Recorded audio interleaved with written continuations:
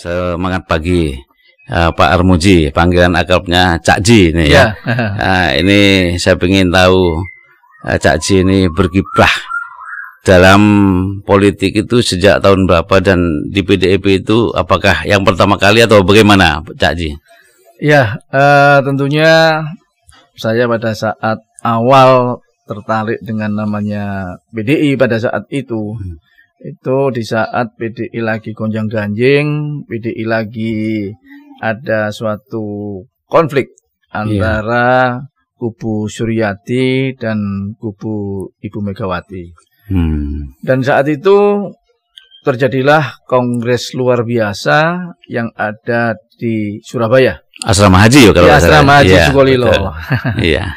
Nah, dari situlah kita melihat bahwa Ibu Megawati ini adalah orang yang selalu dikuyo-kuyo dan disimbolkan sebagai simbol kerakyatan yang didukung oleh rakyat, tapi mereka dijolimi oleh pada saat itu rezim Orde Baru. Oh ya. Rezim Soeharto.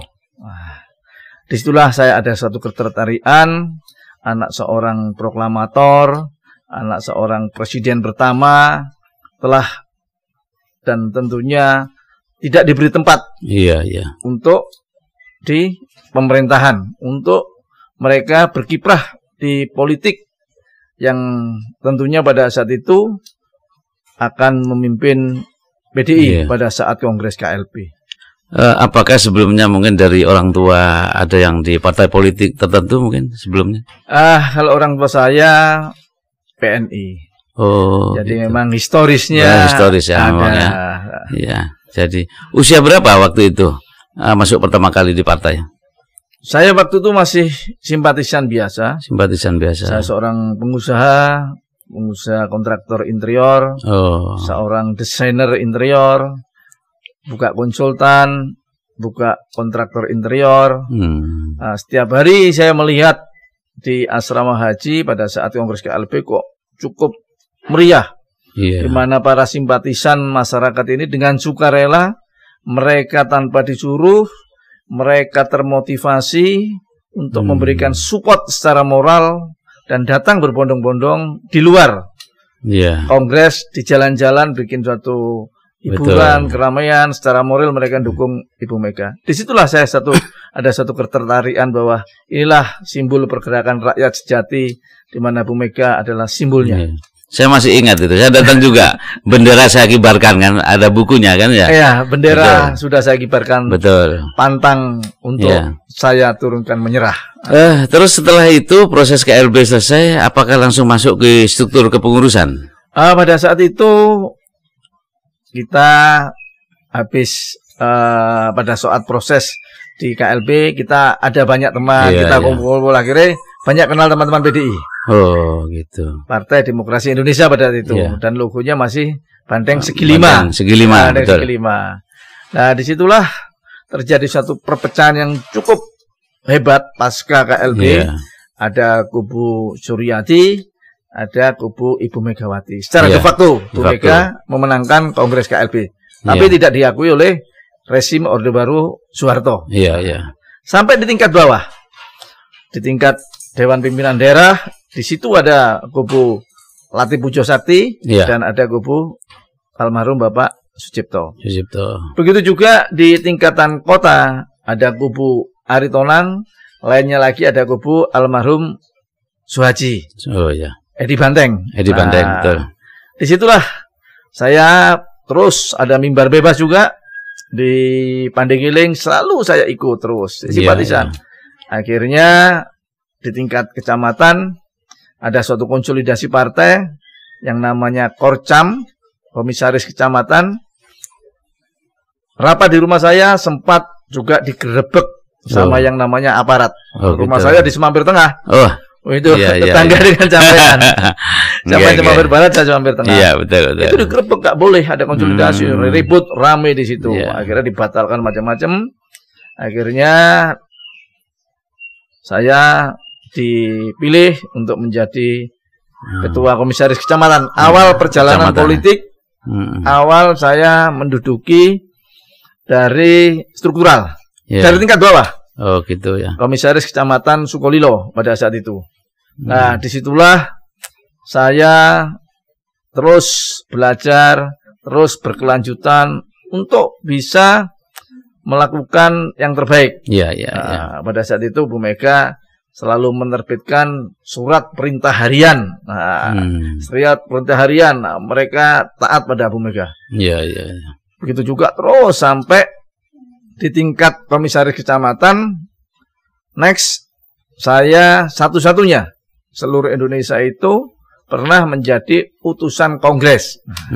Saya ketua komisaris Korcam, tapi saya telah terpilih menjadi utusan kongres Bali, Padanggala. Nah, disitulah berproses terus.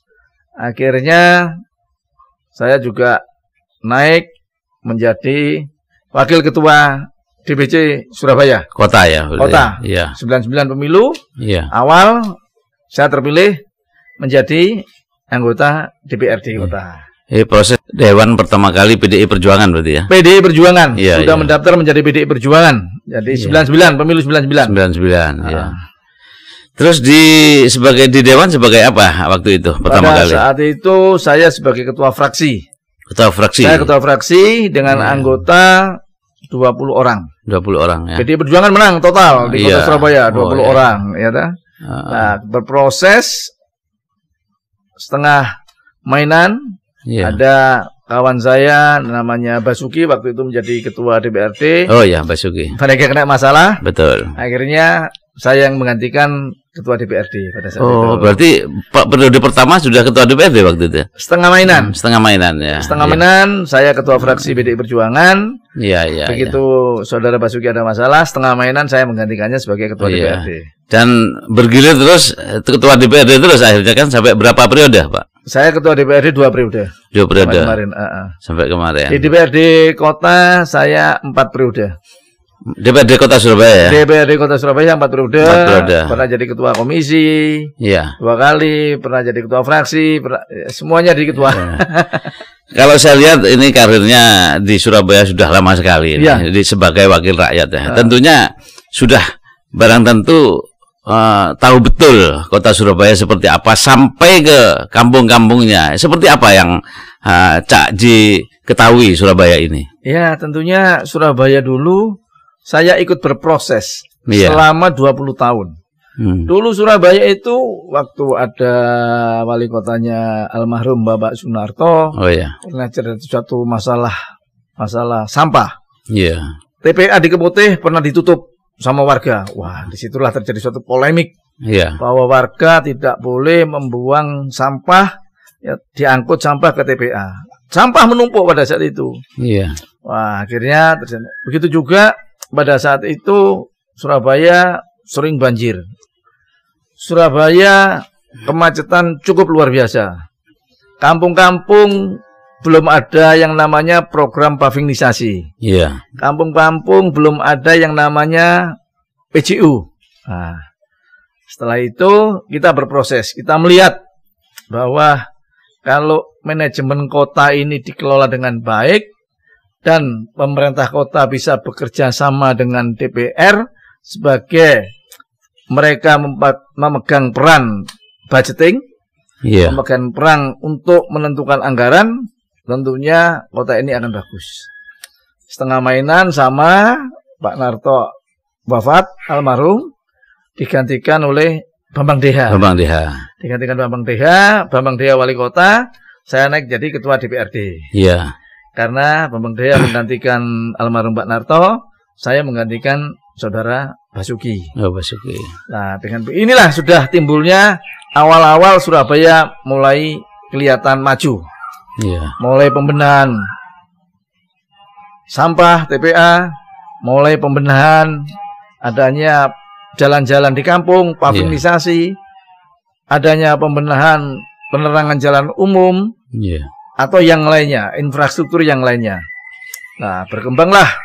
Tentunya saya tahu betul, makanya dari proses Orde Baru ke proses reformasi saya mengikuti. Karena peralihan ini kan 99. Orde Baru jatuh diganti dengan reformasi.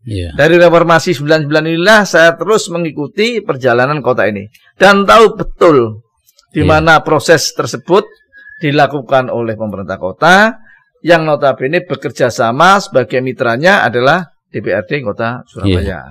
Surabaya tentunya ada 31 kecamatan yang bukan kecil itu. Satu bulan nggak cukup untuk mengelilingi Kota Surabaya kan. Cukup. Nah, mana saja yang perlu didahulukan dari 31 kecamatan nih? Barangkali mungkin Benowo dulu atau mana? Ini karena Surabaya itu bukan Jalan Basuki Rahmat saja, bukan Jalan Yosudarso saja, tapi di Kenjeran sana juga Surabaya gitu loh. Gimana Cak Ji? Ya tentunya pemerintah kota ini setiap kali mereka juga mengadakan yang namanya menjaring suatu aspirasi masyarakat. Kita juga seperti itu, bertemu warga, keluhan seperti apa, kita sampaikan, kita usulkan kepada pemerintah kota. Lah sinergi inilah yang tentunya Surabaya ini makin lama makin maju. Surabaya ini makin lama makin bisa dinikmati dan ditinggali oleh warga kotanya. Apalagi sekarang kepemimpinan Bu Risma, luar biasa Surabaya ini. Sudah diakui di mana-mana dan tidak diragukan lagi. Karena kota-kota lain pun berkunjung ke Surabaya, melihat kebersihan kota Surabaya, melihat pertamanan di kota Surabaya, jalur hijaunya, ruang terbuka, penerangan jalan umumnya, dan segala macamnya. Ini yang tentunya kita sebagai warga Surabaya harus bangga dengan Bu Risma.